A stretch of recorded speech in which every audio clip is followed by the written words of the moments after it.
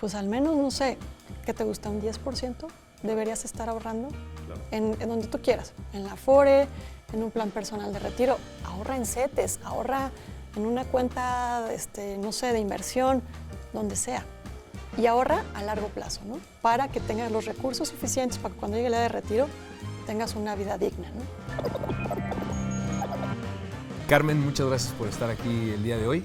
Voy a leer la breve semblanza. Si la riego en algo, me corriges con toda confianza, ¿de acuerdo? Claro. El día de hoy nos acompaña Carmen Hoyo, aquí en Escala de Grises. Carmen es actuaria y maestra en finanzas por la Universidad Nacional Autónoma de México. Actualmente se desempeña como gerente de remuneraciones y beneficios en el Banco de México.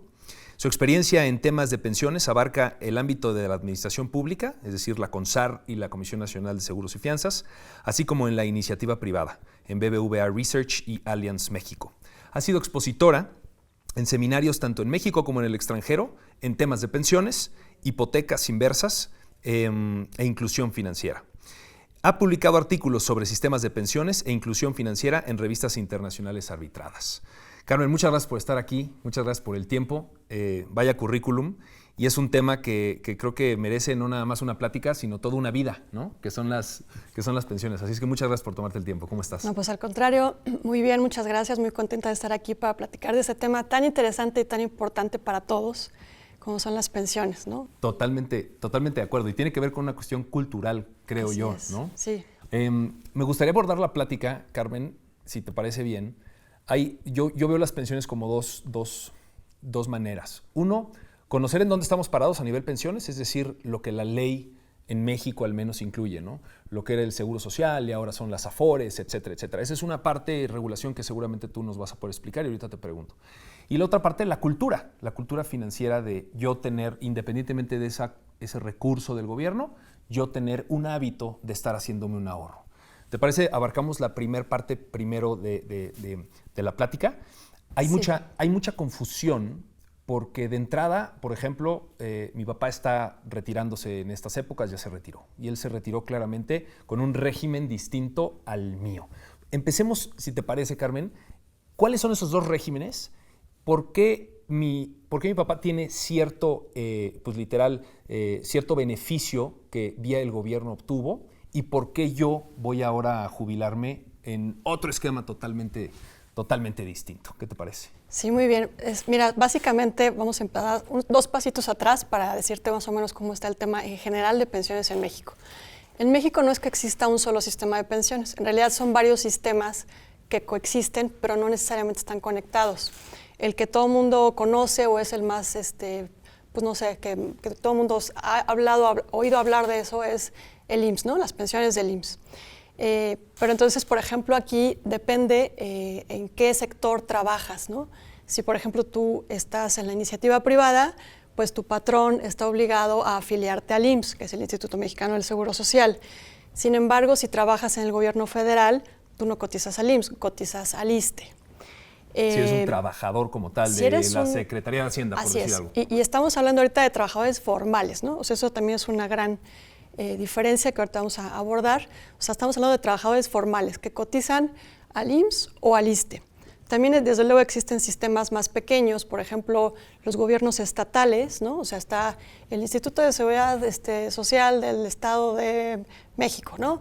O de Nuevo León, así. Entonces son pequeños núcleos aislados, ¿no? Estos núcleos aislados, si yo soy un trabajador de estos núcleos, quiere decir que en el IMSS no hay registro mío. Así es. Nadie no estoy aportando para mi jubilación. O sea, no para el sistema del IMSS, estás aportando en el sistema de pensiones del Estado de Guanajuato, por decirte. Perfecto. Entonces, todo eso estamos hablando de pues, muchos sistemitas que existen ahí y que desafortunadamente no se hablan o no se hablaban entre ellos, ¿no? Entonces, por ejemplo, si antes de hace unos años, si yo trabajé toda la vida en la iniciativa privada y después me salgo del sector formal y trabajo por mi cuenta, dejo de aportar al IMSS y después trabajo unos años en el gobierno federal y aporto al ISSSTE y luego me voy a lo que sea, ¿no? No sé, también está las Fuerzas Armadas de México, que también tiene su propio sistema de pensiones. Realmente es un relajo, es una telaraña de Así instituciones las así que es. están dando. Y no necesariamente se habla, ¿no? Porque lo que yo coticé en el IMSS, en el ISSSTE, aquí y allá, y en la informalidad que no coticé, pues entonces yo ya no tengo todo el tiempo que trabajé, no necesariamente aporté ni a la Seguridad Social ni al IMSS, ¿no? ¿Por qué se hizo este relajo, Carmen? Porque finalmente, digamos como que todo fue construyéndose por separado, ¿no? Eso es como que algo que no es muy conocido, ¿no? O sea, la gente pues como que dice las pensiones del IMSS, ¿no? Pero pues no necesariamente todo el mundo tiene derecho a una pensión del IMSS o tendrá derecho a una pensión del IMSS, ¿no? Que es justo, o sea, a pregunta expresa yo llegué contigo a preguntarte qué onda. O sea, mi papá y el IMSS se jubiló. Los regímenes y tal.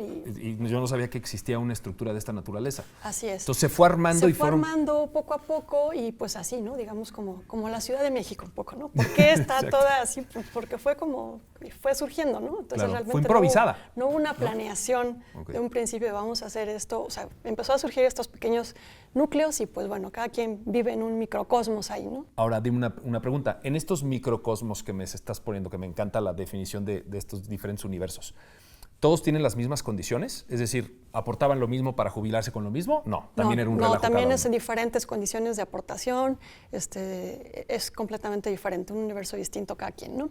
Entonces ahora enfoquémonos en las pensiones del IMSS, que es como que lo que la mayoría tiene, porque pues trabaja en la iniciativa privada siempre y cuando estés en el sector formal, ¿no? Entonces, del 100% de diferentes instituciones, el IMSS, es la números redondos, ¿qué porcentaje tendrá? Digamos que alrededor de todas estas instituciones, pues alrededor del 60%, digamos, ¿no? Es muchísimo. Sí, sí. O sea, la mayor parte es el IMSS, ¿no? ¿Y el segundo más importante, el ISSSTE? El ISSSTE, sí, ¿Y así qué es. porcentaje nada más para tener más o menos? Pues o menos. sí es así, algo así como un 20%, ¿no? Entonces, un 60% el IMSS más o menos, 20% el ISSSTE y un 20% dividido a lo largo y ancho del país, literal, con diferentes sistemas de pensiones. Okay. Esquemas estatales, de las Fuerzas Armadas, así cosas muy no sé, muy específicas, ¿no? Entonces, bueno, ya enfoquémonos en el IMSS, ¿no?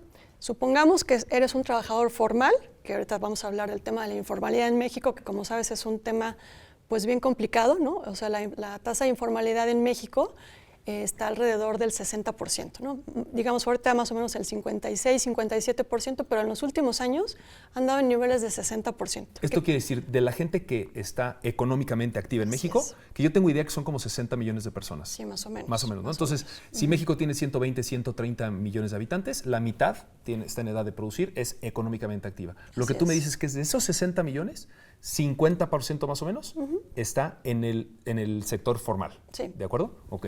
Ellos son los únicos que van a tener derecho a una pensión, en este caso lo que vamos a hablar del IMSS, Así es. Ok, perfecto. O sea, pensemos justamente, es que te digo esta tasa de informalidad en México, y me estoy refiriendo a informalidad en el sentido de aportaciones a la seguridad social. O sea, que no tienen ninguna protección de seguridad social, como puede ser el IMSS, como puede ser el ISSSTE. Okay.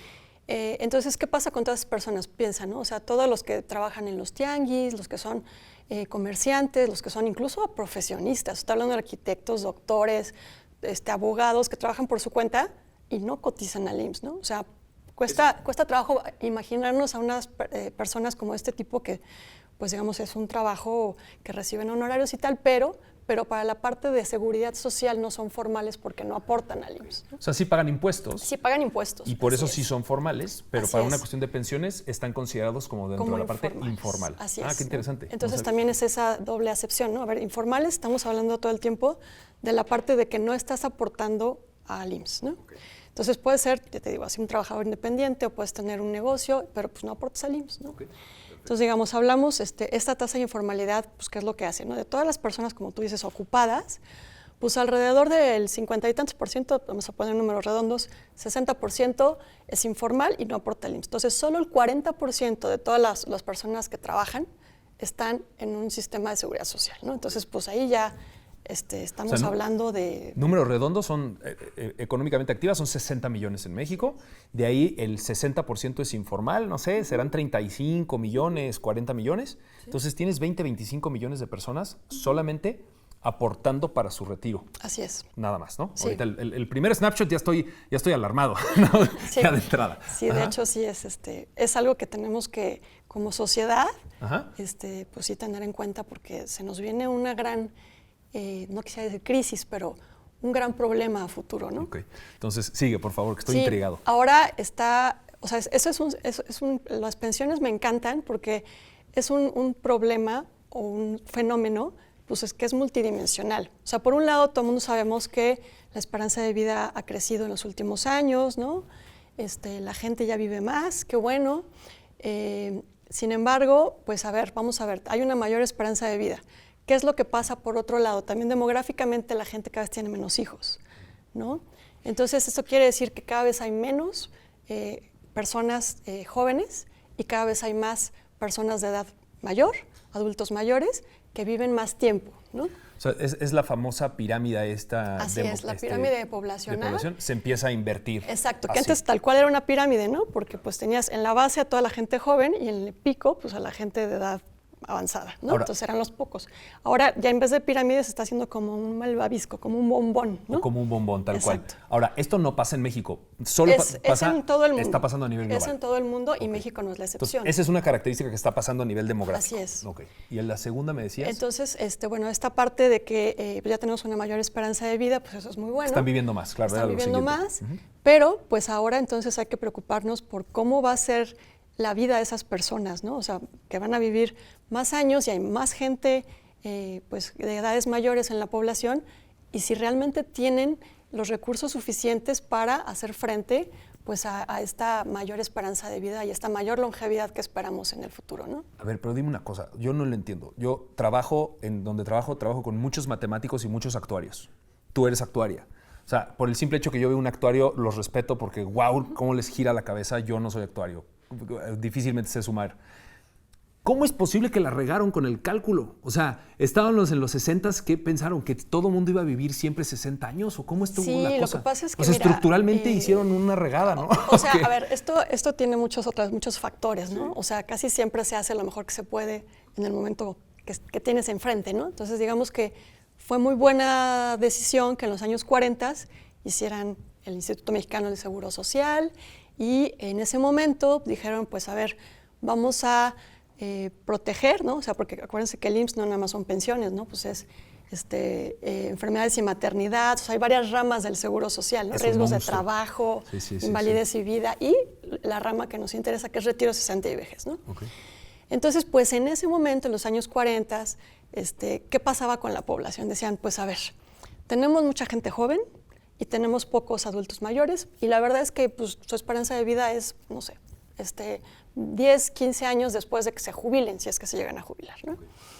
Entonces, ¿qué era lo que pasaba? Pues que digamos que hacía mucho sentido tener un sistema de reparto. Ahorita vamos a ir introduciendo poco a poco los conceptos básicos de pensiones. ¿Qué es un sistema de reparto?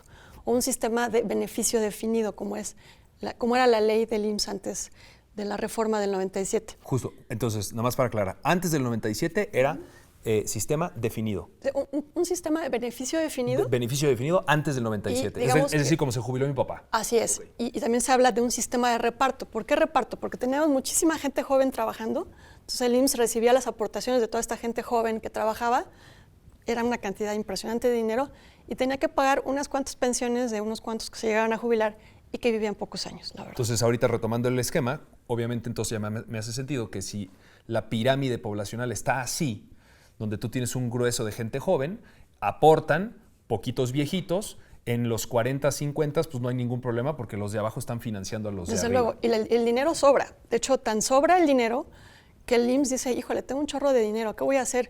Pues voy a hacer el Parque del Seguro Social y los centros vacacionales y los teatros, y no sé, para invertir ese dinero, digamos, ¿no? Sí. Porque pues era demasiado dinero y aparte ponte a pensar en los años 40, 50 en qué invertías, ¿no? Claro, no había instrumentos. Era básicamente eso, ¿no? Entonces el IMSS se puso a hacer una infraestructura, ¿no? Que decía, pues de todo esto voy a tener algún rendimiento. Más allá de la salud, más allá de la retiro. Salud, se puso a hacer cosas así y decía, bueno, pues de los centros vacacionales y de los teatros y de las tiendas y todo eso, pues va a haber algún retorno y pues ahí voy pagando las pensiones, ¿no? ¿Crees que estuvo mal? No, desde luego que no. Estuvo bien. Te digo, o sea, como que yo considero que se adaptaron a lo que había en ese momento y, o sea, a ver, nadie tenía una bolita de cristal que te dijera, en el futuro la esperanza de vida va a ser de tanto y la pirámide poblacional y el descenso en la natalidad, o sea, nadie tenía una bolita de cristal. Entonces, pero ¿no crees que si era, no es como para cuestionarlos? O sea, si yo supongo que incluso en los 40s y 50s había datos de cuánto vivía la gente. Sí, desde luego, siempre ha habido proyecciones, ¿no? O sea, ¿hay una extrapolación ahí que se pudo haber hecho o no? Pero sí, desde luego, o sea, siempre ha habido esas proyecciones y siempre ha habido actuarios y demás, pero otra cosa muy cierta es que pues todo el mundo tiene miopía, ¿no? O sea, ves el momento presente, o sea, como instituciones, como país, como individuo, siempre ves el momento presente, ¿no? Incluso, por ejemplo, el costo político, ¿no? A ver, ¿qué me da beneficios ahorita? Pues hacer esto y los centros vacacionales y tal y cual. Pues, o sea, si hago una reserva actuarial para fondear las pensiones dentro de 50 años, pues la verdad es que nadie se va a dar cuenta, ¿no? Claro. Entonces, pues como que el costo político versus los beneficios políticos también ahí empieza a contar, ¿no? Y te digo, la miopía, ¿no? A ver, o sea, ahorita no me hace falta dinero, ahorita tengo dinero de sobra y esto está funcionando perfecto, ¿no? Ahora, yo veo ahorita, por ejemplo, que en Francia aumentan 2 años la edad de retiro y hay una catombe gigante, incendian coches y demás. Sí. O sea, lo que quiero decir es que lo que pasó en México en esas décadas, supongo que en el mundo estaba pasando exactamente lo mismo, ¿no? O sea, siempre, no fue un error propio de nuestro. No, exacto. O sea, todos los sistemas de pensiones en ese entonces eran sistemas de reparto de beneficio definido. Ahora vamos a ver qué quiere decir beneficio definido. Si yo te digo que estamos en un sistema de pensiones de beneficio definido, quiere decir que el beneficio, o sea, el monto de pensión que tú vas a recibir, ya está definido, ¿no? O sea, tú sabes que cuando te retires vas a recibir 70% de tu sueldo, ¿no? Okay. Eso es un beneficio definido. No importa qué, no importa si yo como IMSS o como Instituto de Seguridad Social tengo que poner lana, tú, trabajador, tienes garantizado el 70% de tu sueldo, ¿no? Eso fue previo al 97. Así es. Entonces era un sistema de beneficio definido. Beneficio. ¿Qué pasa? Empieza a haber todos estos cambios demográficos pues ya no hay tantos, o sea, antes, en esos entonces había una proporción de 5 trabajadores activos por un jubilado, ¿no? Más o menos, 5 o 6, ¿no? Entonces, pues obviamente sobraba el dinero, ¿no? Ahora, ¿cuál ha sido, o hasta hace poco, cuál es la aportación? Perdón que te interrumpa. ¿Sí? La edad de jubilación ahí a los 60, ¿correcto? Sí, 60 o 65 años. Hay dos edades, digamos, de jubilación. Incluso en ese entonces, desde, sí. Ok, siempre ha existido sí, eso. ¿no? Perfecto, perdón. Entonces, digamos que bueno, pues están todas estas contribuciones. A ver, ahora, ¿qué tanto contribuye la gente, ¿no? O sea, ¿cuánto es como les mencioné, hay diferentes ramos de seguro social? Vamos a enfocarnos en retiro, cesantía y vejez, que es el ramo de pensiones, como propiamente se le conoce. Es el 6,5% del sueldo. Este 6,5% del sueldo es la aportación, que es una aportación tripartita. Es el gobierno, el empleador y el empleado, o el patrón y el empleado, ¿no? Contribuyen a este 6,5% que era tradicionalmente desde los años 40 hasta todavía el año pasado, ¿no? Digamos, era un 6,5%.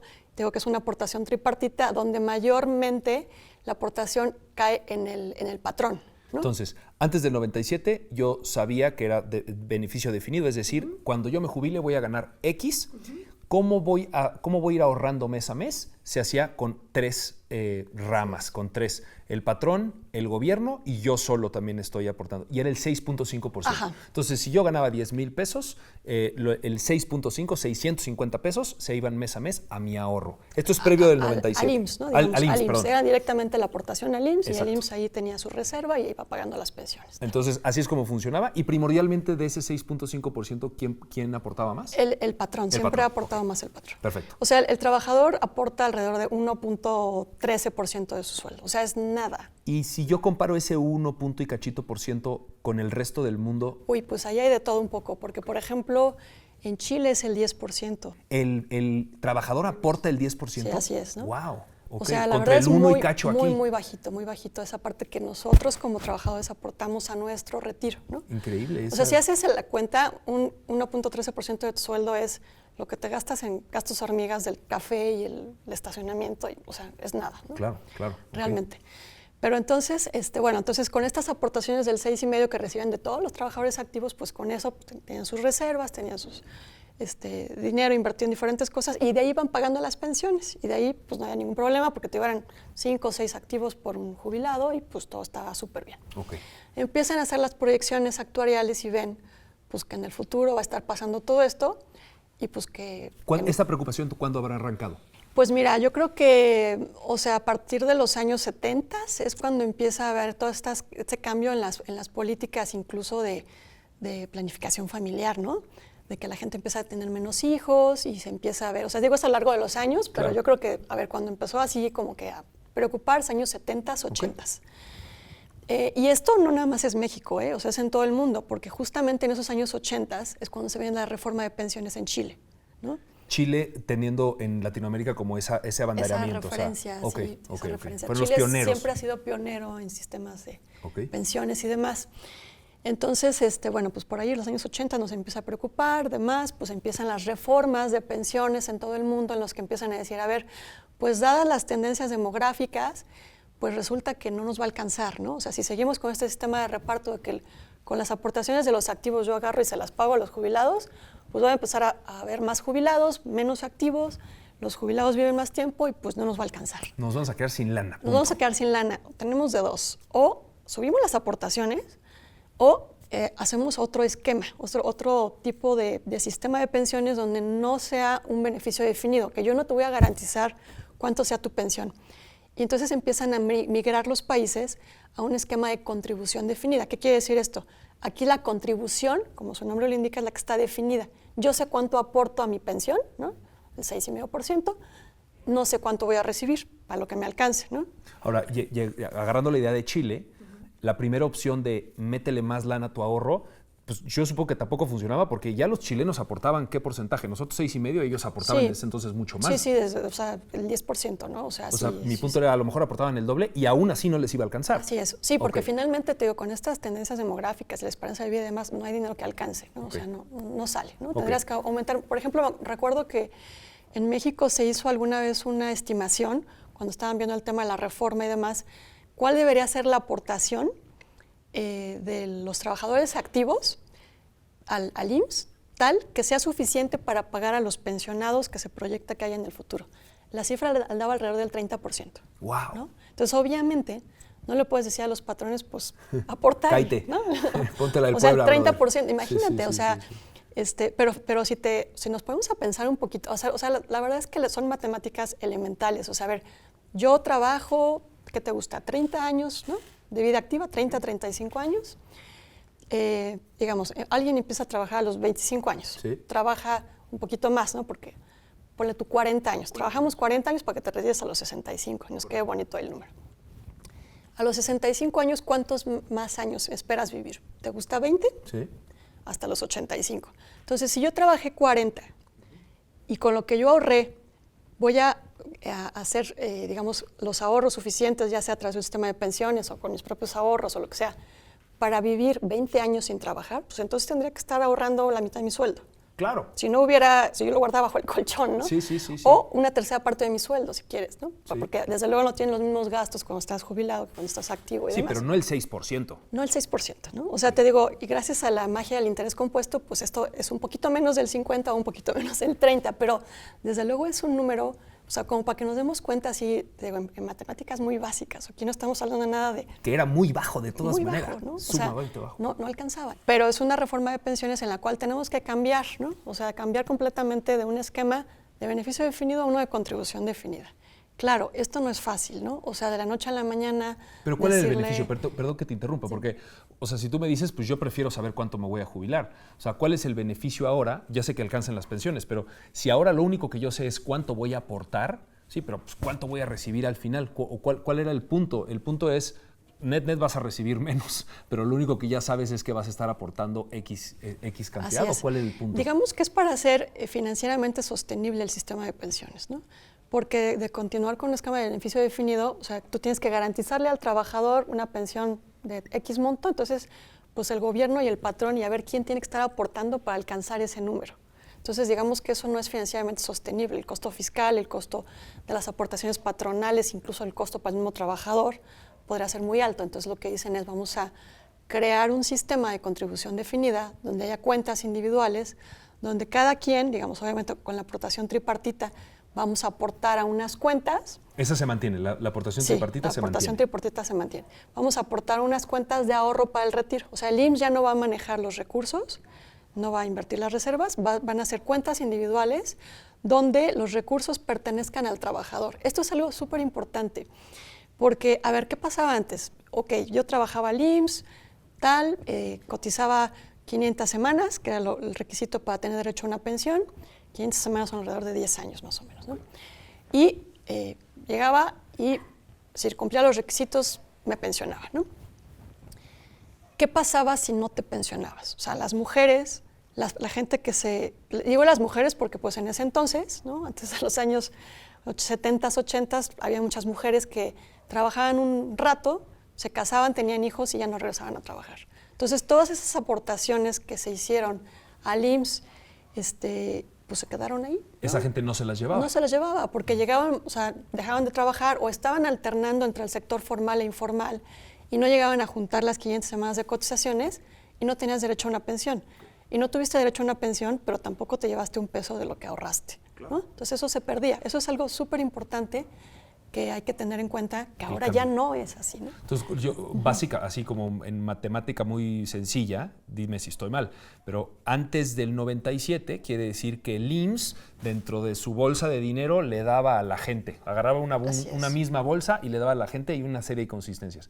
Después del 97, cuentas individuales quiere decir que es como si yo tuviera una cuenta de banco, ahora ya personal, con un tracking personal de lo que está pasando. Así es. Sí, la cuenta individual, eso es algo súper importante, que es propiedad del trabajador. O sea, yo tengo mi cuenta individual en mi Afore, ahí estoy aportando, además. Si llego a cumplir los requisitos de jubilación, semanas de cotización, edad, tal, pues me llevaré mi pensión. Y si no, si llega el momento de cumplir 65 años y resulta que no tengo las semanas de cotización que me pide el IMSS, pues entonces yo puedo ir y el IMSS me da una negativa de pensión, me dice, tú no tienes derecho a una pensión, y con esa negativa de pensión yo voy a mi Afore y saco el dinero que me pertenece. Entonces hoy por hoy ese dinero no se queda al aire. No, ya poco, es propiedad mucho, del trabajador y lo puedes reclamar cuando ya pase todo eso. Entonces eso es buenísimo. Importantísimo. Eso pasa en el 97, con la reforma del 97. Así es. Pero ¿cuál es la consecuencia monetaria? Porque ahora ya va a alcanzar para todos, en teoría, pero ahora y nada más definiendo, 97, ¿qué quiere decir? Que yo empecé a cotizar en el IMSS después del 97. Ahorita vamos a eso, justamente, haz de cuenta. Como decía, la ley 73 existía, hacen la reforma, de hecho la reforma es en 1995, pero empieza a aplicar a partir del 97, entra en vigor, por eso se llama la ley 97, específicamente el 1 de julio de 1997. Esa es una fecha histórica porque la gente que estaba cotizando al IMSS antes del 1 de julio del 97 pertenece a la ley 73. Los que el 2 de julio entraron a trabajar, pertenecen a la ley 97. ¿no? Y hay una gran diferencia. Una gran diferencia. O sea, esa fecha, por eso digo, es histórica. O sea, pobre cuate el que le dieron su contrato de nómina el 2 de julio, te quieres morir, ¿no? Así es. O sea, entonces puede ser gente de la misma edad, con la misma antigüedad, que trabaja al lado, no sé, pero uno entró un día antes y otro después de la reforma y sus historias son completamente distintas. Totalmente. ¿No? Entonces, bueno, pues, ¿qué era lo que decías esto? A ver, es financieramente sostenible este sistema de pensiones, son cuentas individuales. La gran ventaja es que son recursos que pertenecen al trabajador y pues, te los vas a llevar en algún momento.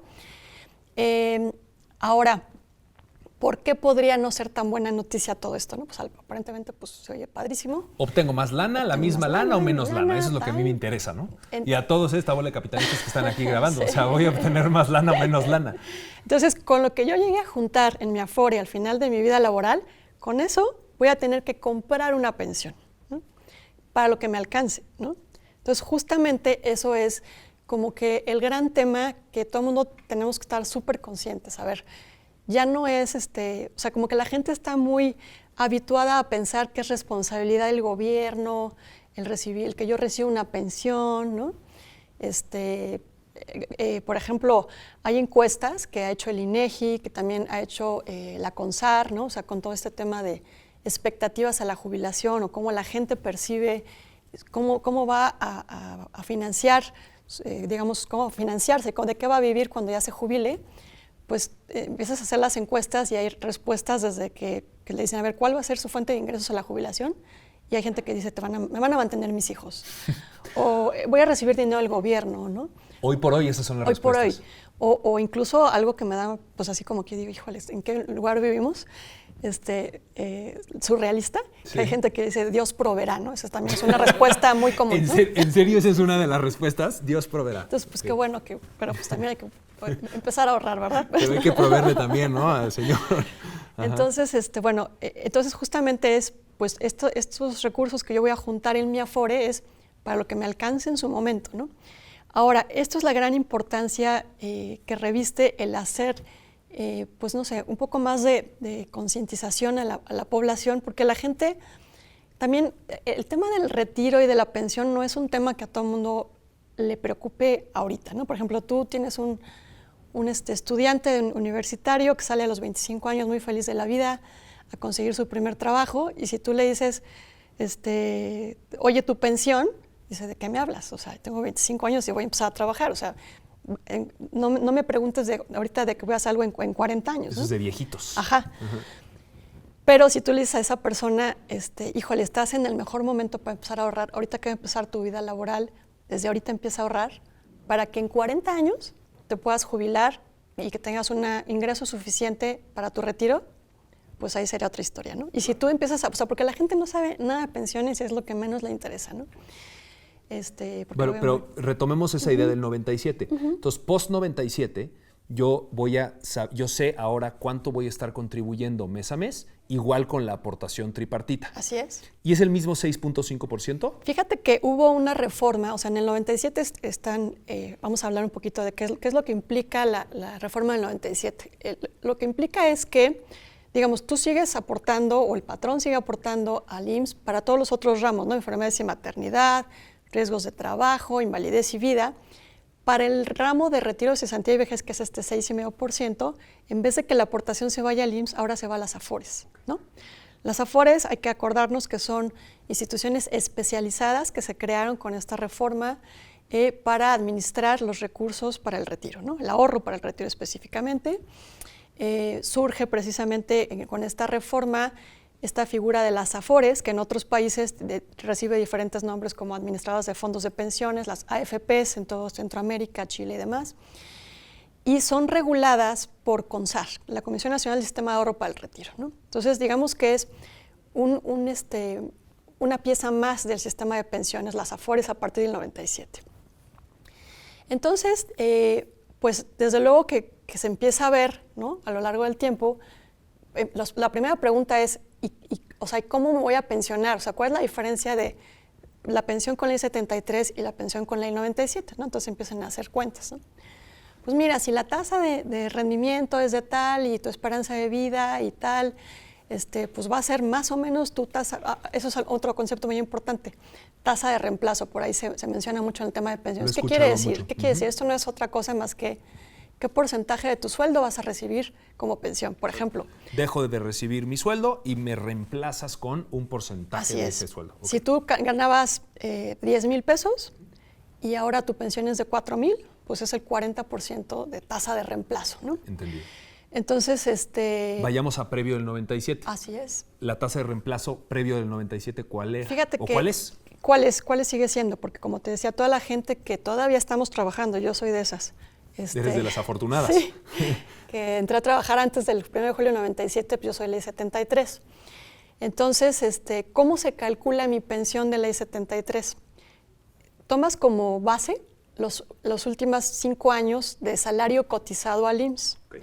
Y ese salario promedio de los últimos 5 años, hay una tablita ahí donde ves el número de semanas de cotización, porque el requisito para pensionarte en la ley 73, como habíamos dicho, son 500 semanas cotizadas, al menos 500 semanas cotizadas, pero yo puedo cotizar mucho más. Y a mayor número de semanas cotizadas, mayor porcentaje de pensión. Entonces hay una tablita que depende del número de semanas excedentes a las 500 que tú cotizas, a más tiempo de cotización, mayor pensión. Pero digamos que una pensión promedio del IMSS te da un 70% a nivel de reemplazo. Entonces vamos a suponer que tú acabaste ganando 10,000 pesos. Te llevas una pensión de 7,000. Tú te llevas 7,000. Eso es previo al 97. Previo al 97. No está mal. Viajamos a la tragedia para nosotros sí. de después del 97. Así es. Tasa de reemplazo. Tasa de reemplazo. Dado lo que ahorras, lo que esperas vivir y tal, vamos a hablar ahorita un poquito antes de la reforma del 2020. Más o menos, dependiendo de ciertas características y tal, pero en general estamos hablando de una tasa de reemplazo del 30%. No, Carmen, pues no me digas eso.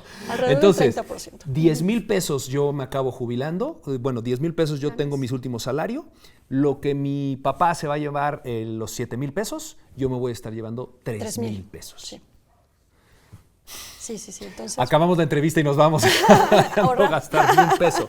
Entonces, eso es posterior al 97. Posterior al 97. Entonces, yo te la pregunto, ¿cuál fue el beneficio para mí y para todos estos que están aquí conmigo? O sea, en estricto sentido que tengo una cuenta individual, sí, pero que hoy por hoy yo ya voy a recibir 3,000 y no 7,000. Eso es una noticia y digamos terrible. Que el beneficio a nivel país es que el costo fiscal se acota. O sea, había unos cálculos de costo fiscal previo a la reforma de que era insostenible. Porque el gobierno estaba metiéndole lana. El gobierno estaba metiendo, o sea, porque eran las pensiones que el IMSS garantizaba. No importa de dónde había que sacar dinero de algún lado, el IMSS estaba, digamos, pronosticado que iba a quebrar en no sé qué año, pero obviamente no puedes dejar quebrar el IMSS. El gobierno le iba a tener que meter dinero, ¿no? Entonces, el costo fiscal iba a ser altísimo. Era financieramente insostenible a nivel macro. Se tenía que hacer, punto. Se tenía que hacer porque no había dinero que alcanzar. Entonces, la triste historia es que ahora pues, tu tasa de reemplazo es más chiquita. Claro, ¿no? Por supuesto. Ahora, dime una cosa. Si yo lo llevo al resto del mundo, ¿más o menos hicieron el mismo movimiento que nosotros? Más o menos hicieron el mismo movimiento. Sin embargo, ahí hay diferentes historias, pero... Por ejemplo, Chile tenía una tasa de aportación del 10%. O sea, 6,5 contra 10, pues es bastante diferencia, claro, ¿no? Entonces, el tema es que, o sea, desde que se empezó a hacer la ley 97 y tal, pues se dijo, ¿no? Pues la aportación no es la ideal, deberíamos de incrementarla. Pero entonces justamente viene todo el tema político. A ver, espérate, acabamos de hacer la reforma de pensiones. O sea, tenemos ahorita, deja que la gente asimile esto, que no nos estalle aquí el país, ¿no? Claro. Que no se den cuenta para que no empiecen a incendiar coches como en Francia. Claro. Y aparte, pues a ver, esa aportación, ¿no?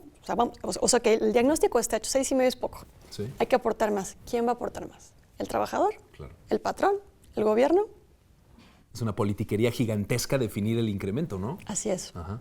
Okay. Entonces, hoy por hoy se hizo la última reforma en México. Así es. Y subió esta tasa, ¿no? Sí, en 2020 se hizo una reforma en la cual la aportación está del 6,5% va a subir hasta el 15% en el 2030. Es una aportación que va a ir subiendo gradualmente, pero digamos que es el patrón quien va a pagar esto, ¿no? Wow, al final acabó en un impuesto al patrón. Así es.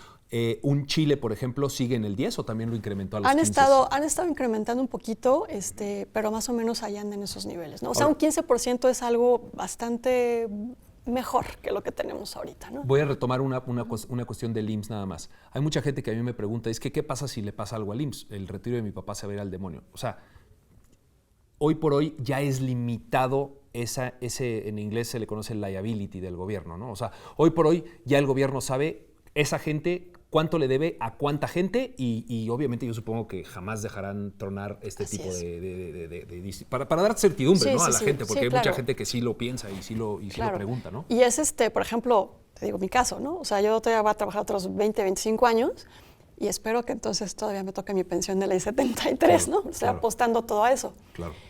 Y yo creo que... Pero ya es un límite, ¿no? Un número limitado de trabajadores. Sí, la verdad ¿no? es que sí, ¿no? O sea, poco a poco se van haciendo menos, ¿no? Así es. Okay. ¿No? Y entonces justamente estos trabajadores que nos llamamos de transición, pues tenemos, cuando llegue la edad de jubilar, me van a decir, ¿qué prefieres, ley 73 o ley 97? Claro que ley 73, ¿no? O sea, es una pregunta que sale sobrando, pero tienes sí el derecho... sí vas a poder escoger tienes el derecho a elegir, ¿no? Okay. Desde luego que ley 73 con los ojos cerrados, ¿no? Claramente. Entonces, la gente que nos está viendo, ni lo dude, ninguna cuenta china. Ley 73, si puedes, ¿sabes? Así es, ¿no? Okay. Ahora, ¿qué pasa con todos los de ley 97? Pues no tienes más que esa, ¿no? Entonces, entonces hay que hacer lo que esté en tus manos para tener una mejor pensión, una mejor tasa de reemplazo. ¿Qué puedes hacer? Ahorra. Ahorra para tu retiro. Okay. Puede ser en la Afore, en un plan de pensiones privado, en otra cosa, donde tú quieras, pero ahorra. Porque... Hay mucho que hacer ahorita, sí, claro. hay mucho que platicar. Entonces, para concluir esta primera, que me encanta el esquema que nos has planteado, yo no tenía ni idea de muchas cosas que me estás diciendo. Previo al 97 y post 97 es lo clave. Y finalmente lo que yo me quedo es que gente como tú que estuviste previo al 97, de todas maneras tienes que ahorrar para quedarte con más allá de ese 70% de la tasa de reemplazo. Pero lo importante es, después del 97, todos nosotros que estamos aquí en este foro, que nos vamos a jubilar con esa, tenemos que compensar si quisiéramos jubilarnos como nuestros papás se van a estar jubilando, ¿no? Entonces, ese es el esquema de gobierno, esa es la explicación del por qué, que claramente pues, se tenía que hacer, olvídate si fue una buena decisión o no, se tenía que hacer. Y lo más importante para subrayar es que es un fenómeno global lo que pasó. Así es. ¿No? Es lo más importante. Okay. Entonces, vamos a darle el carpetazo y a mí me dejas ahora, yo trabajador post-97, pues con un problema, ¿no? Porque antes si yo confiaba en el IMSS, que me iba a dar mi lana y con eso me iba yo a apretar el cinturón, perfecto. Pero ahora ya ni siquiera eso. Entonces, desde tu punto de vista, siendo una experta en la cuestión de pensiones, ¿qué opciones tiene alguien como yo, post-97, para complementar ese ahorro o incluso hacerlo mayor? No sé, son instituciones, son métodos, son las mismas Afores, más o menos 2, 3 recomendaciones que tú ves cuál es la línea a seguir para que nosotros podamos seguir aportando, que estemos forzados. Entendiendo que forzosamente tenemos que aportar, o sea, ya quítense eso y entiéndanlo. Exacto. ¿Cuál sería el camino a seguir, Carmen? Pues mira, hay diferentes opciones. O sea, incluso las mismas Afores pues reciben aportaciones voluntarias, ¿no? Tú puedes aportar voluntariamente a tu Afore. Incluso hay ahí por ahí un beneficio fiscal, ¿no? De hacer ahorro para el retiro. Ahorro para el retiro no necesariamente implica aportar tu Afore. Hay también en el mercado algo que se llama un plan personal de retiro, ¿no? Que o sea, son aseguradoras básicamente las que te ofrecen esto. Tú estás aportando, es como un seguro de retiro, aportas algo, una prima anual mientras estás trabajando, y al final lo que te prometen es que a la edad de retiro, a los 65 años, pues ellos te van a empezar a pagar una renta y tú puedes escoger cuál es el monto que quieres recibir y cuál va a ser la aportación o la prima que tienes que pagar, ¿no? Las Afores en este caso funcionan como una cuenta que yo ya tengo abierta. Así es. Y yo simple y sencillamente le estoy metiendo ahora más lana a esa misma cuenta que Así ya es. me la están administrando. Sí. Y las aseguradoras es como otro método. Así es. No hay uno mejor, otro peor, simplemente es otro método. Son diferentes. Así donde es. yo puedo estar aportando para obtener una lana extra. Ahora, lo que yo estoy viendo es que ambas opciones es una aportación del ahorrador, sí o sí. Sí. O sea, no hay de otra. Definitivamente, ¿no? Okay. O sea, y otra vez, a ver, tomando en cuenta que la aportación del trabajador a las Afores es del 1.13%, pues es nada. Entonces, pues al menos, no sé, ¿qué te gusta? ¿Un 10%? Deberías estar ahorrando. Claro. En donde tú quieras. En la Afore, en un plan personal de retiro. Ahorra en CETES, ahorra en una cuenta, no sé, de inversión, donde sea. Okay. Y ahorra a largo plazo, ¿no? Para que tengas los recursos suficientes para que cuando llegue la edad de retiro tengas una vida digna. Okay. Carmen, entonces, aterrizando las opciones, estábamos revisando. Tú puedes meter aportaciones voluntarias a las Afores. Ya tengo la cuenta abierta, simplemente le meto un extra. Contrato un plan de aseguradoras donde justamente para el retiro yo voy metiendo una lana mes con mes, incluso me lo descuentan, que eso es muy bueno, ya no me lo preguntan y al final a mí me aseguran un dinero al final.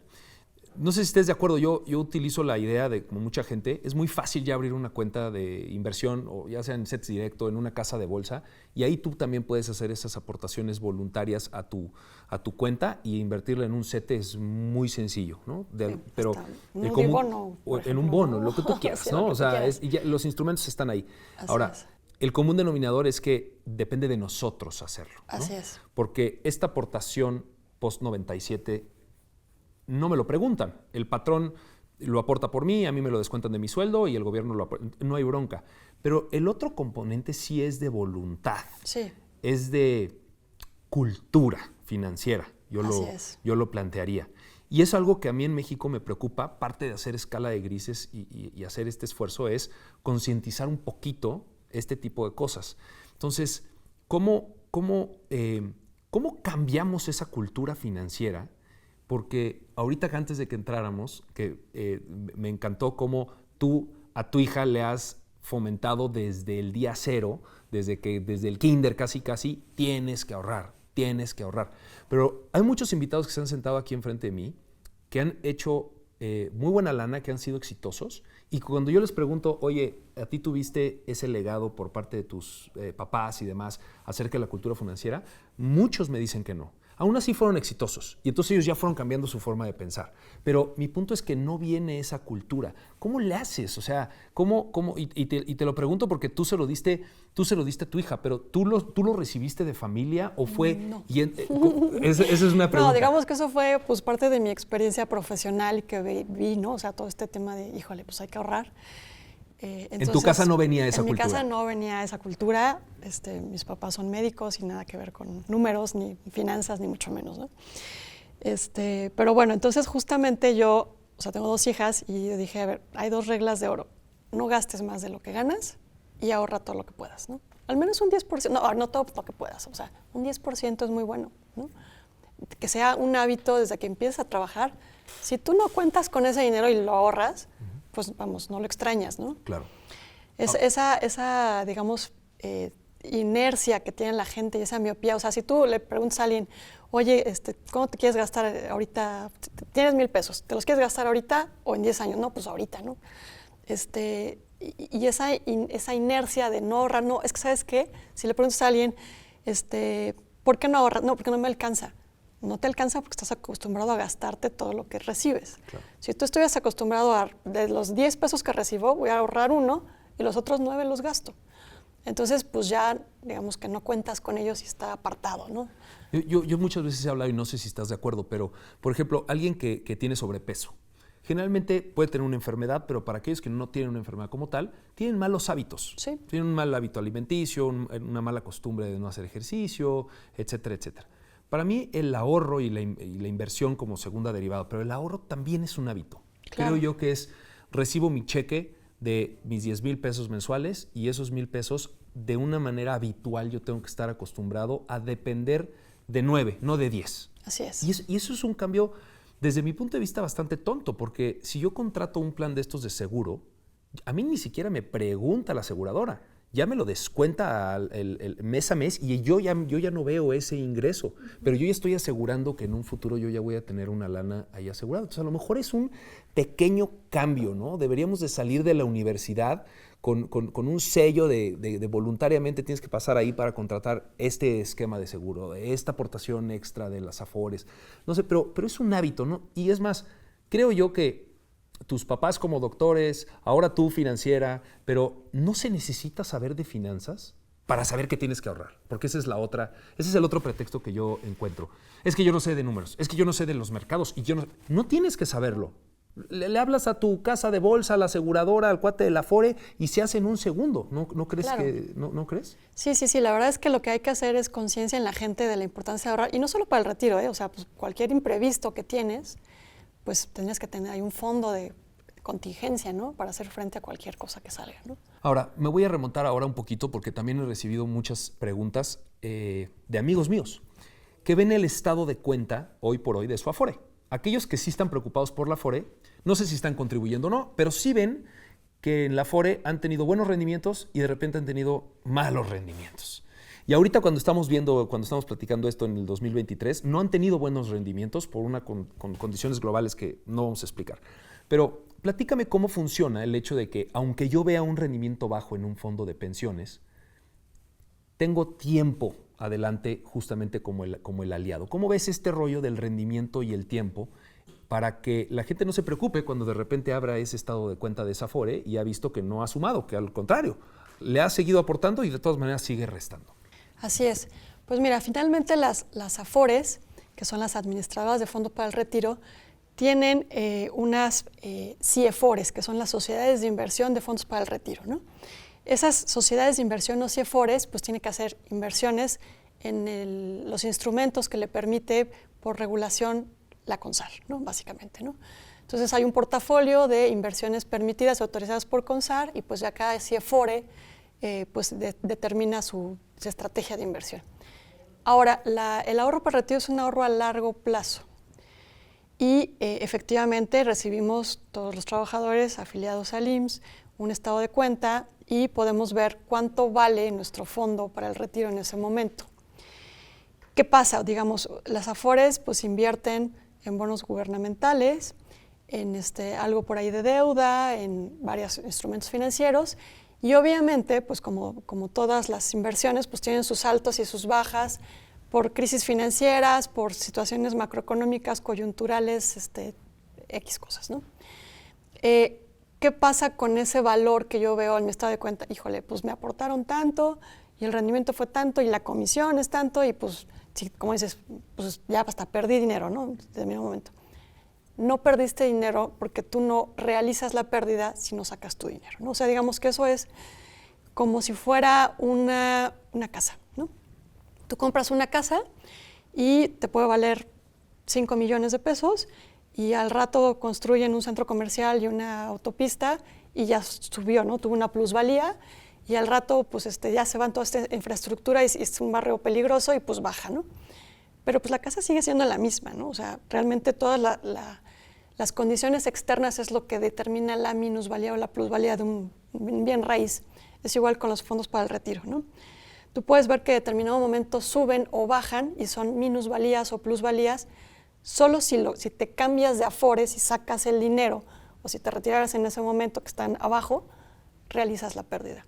Mientras tanto fluctúa, pero ahí está el dinero, se va a recuperar, va a tener sus altas y sus bajas, pero hasta ahora no has perdido un peso a menos que te cambies de afore en un mal momento. ¿Y qué pasa si te cambias en un afore en un mal momento? Si vas y te metes a la siguiente afore prácticamente sería lo mismo, ¿no? Bueno, dependiendo cómo vayan las afores, pero entendiendo que las afores se mueven más o menos parejas. Sería lo mismo, ¿no? O sea, mi punto es, sigues esperando el largo plazo como beneficio, ¿no? Así es, sigues esperando el largo plazo como beneficio. Lo que no te conviene es cuando el mercado está pues, en malas condiciones, que te apaniques y dices, híjole, estoy perdiendo dinero y la afore de enfrente me ofrece medio punto porcentual más, me cambio. Pues ahí ya realizaste la pérdida, ¿no? Qué buen punto acabas de tocar, porque hay veces que a mí me harta, y no sé si les pasa a ustedes, pero te marca el cuate del afore queriéndote cambiar como loco, ¿no? Porque obviamente él se lleva su comisión, o sea, el vendedor del afore. Pero entonces, sí, y uno de los argumentos que utilizan es justamente eso. Miren, ¿cuál estás? En tal. Mira el rendimiento que lleva, mira la comisión que tiene, mira esta que yo te estoy ofreciendo. El argumento de venta de ese vendedor, que no lo hace por malo, lo hace porque te cambies con él y él se lleve su comisión, potencialmente vas a realizar esa pérdida, ¿no?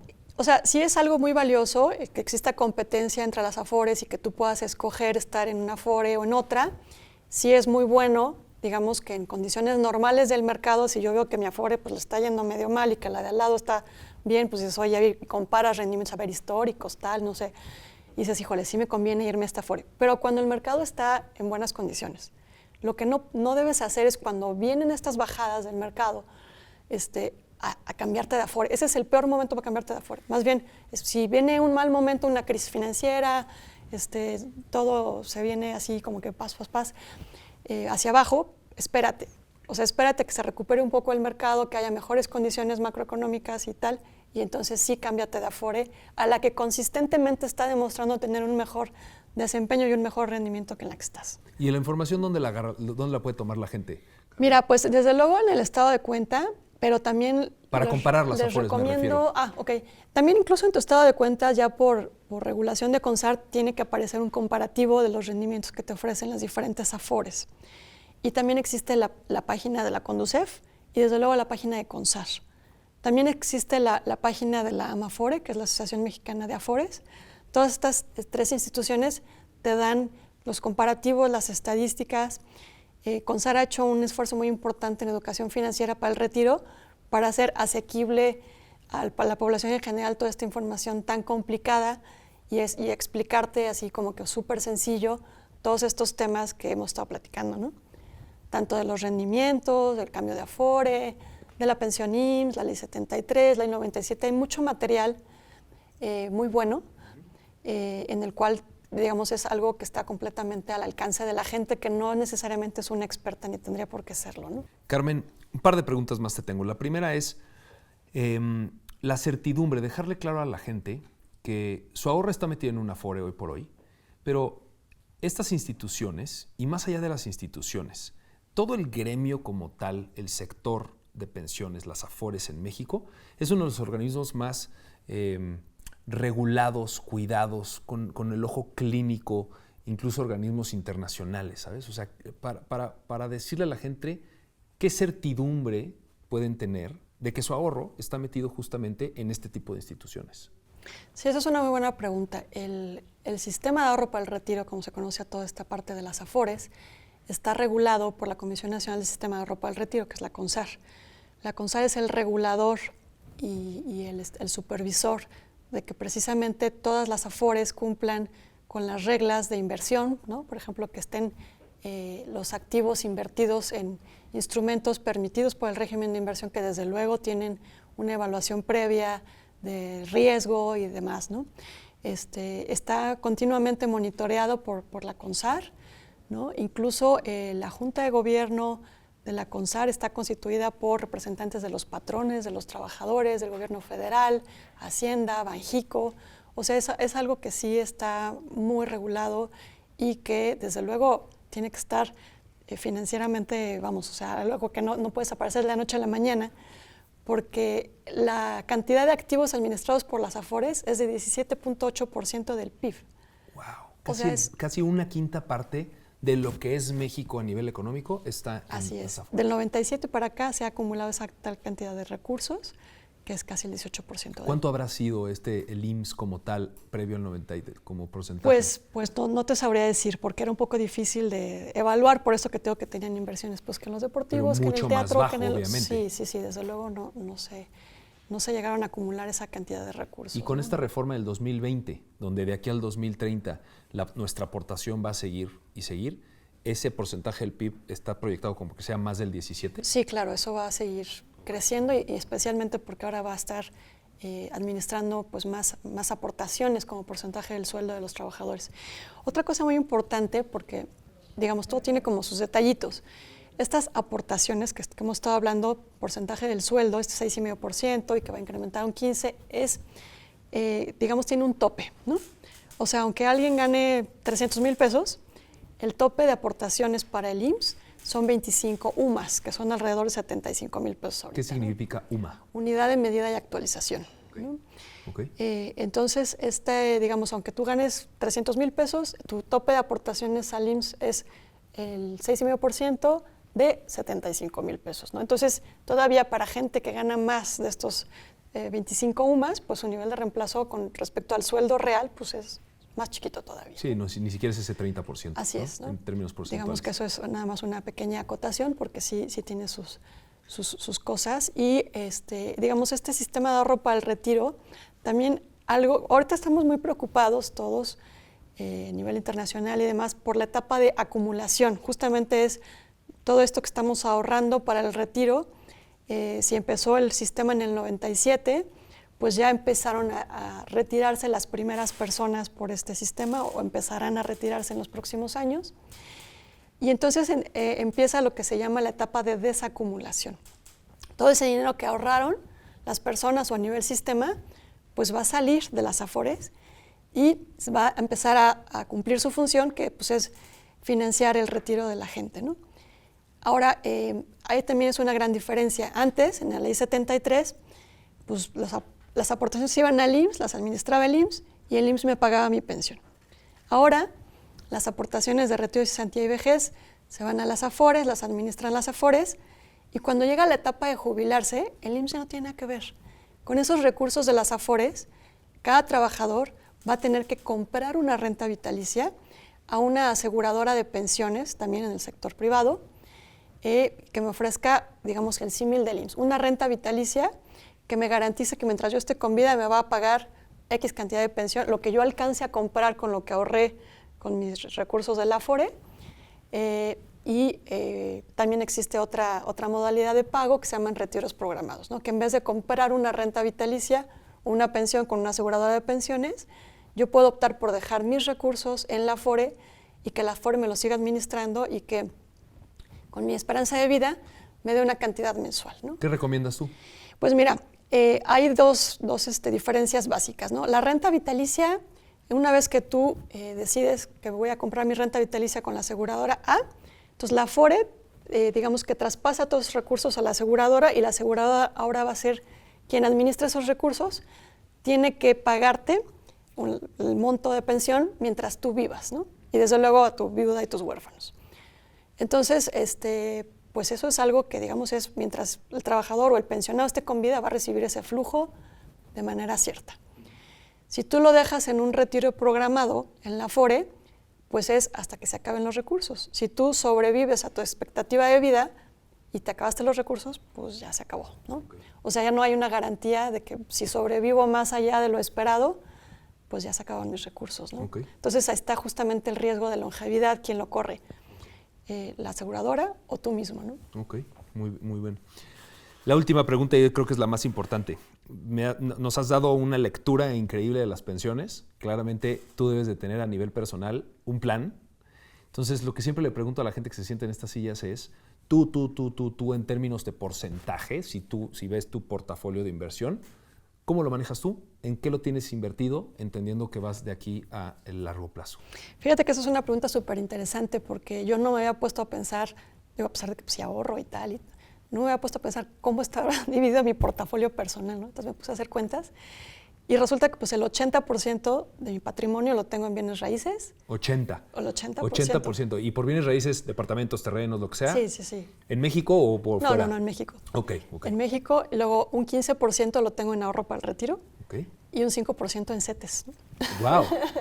Pero es sencillo, o sea... La verdad es muy sencillo. La verdad es que no, obviamente no soy nadie para cuestionarte, pero lo entiendo perfectamente, ¿no? La plusvalía, la certidumbre y demás del bien raíz, porque por ahí he escuchado a mucha gente de, es que te conviene más un CETE, porque el bien raíz no. Y al final, el bien duro finalmente te da no solo es certidumbre, pero pues es protección inflacionaria, tienes el hard asset, como le dicen, entonces entiendo perfectamente. Entonces, 80% real estate, 15% ahorro por el retiro, que háblese el equivalente a una Afore, bueno, el IMSS, etcétera, etcétera, y 5% que es tu liquidez, pues tenerla siempre invertida. Claro. Entonces, yo te preguntaría, en tu chequera del banco pagándote 0, tienes 0. Tengo lo necesario para pagar mis gastos del día a día y si tengo ahí algo lo paso a CETES, ¿no? Excelente. O sea, no me da nada el banco. Me parece increíble. Carmen Hoyo, te agradezco muchísimo la clase de pensiones, porque literal fue una clase para mí y para todos.